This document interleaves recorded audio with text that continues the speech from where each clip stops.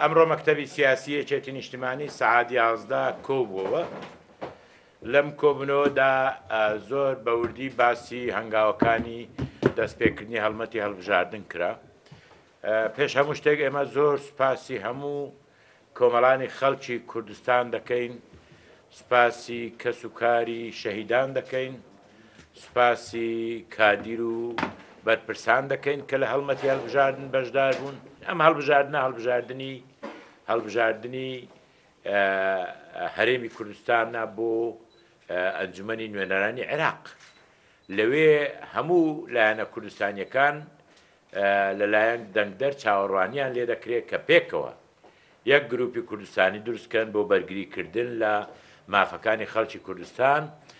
تەمەنا دەکەین کە بۆ ئەمن و ئیستیقرار لە هەرێمی کوردستان، سەرتاسەری هەرێمی کوردستان، بۆ دیفاع لە وەبەرگری لە داخوازیەکانی خەڵکی کوردستان تەوازن گرنگە دەنگ بدەن بە یەکێتی نیشتیمانی کوردستان.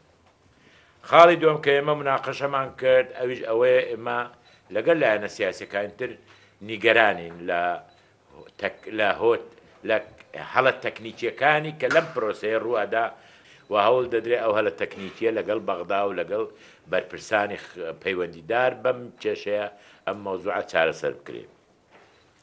سێیەم بەدڵنیاییەوە هەوڵە درێکە لەم پرۆسەیە بە تایبەتی لە ڕۆژی 12 مانگ هەموو توانان بخرێنە گەڕ بۆی خەڵک بە شێوەیەکی باش بگوازرێتەوە بۆ شوێنی دەنگدان و هەوڵی ئەوە بدەن هەموو هەواڵانی یەکێتیمان لە کاتی خۆی لەسەر سندوقی دەنگدان بن و هەوڵی ئەوە بدەن کە ماڵ بە ماڵ جیرانەکانتان کەسەکان لەگەڵ خۆتان بن بۆ سەر سندوقی دەنگدان.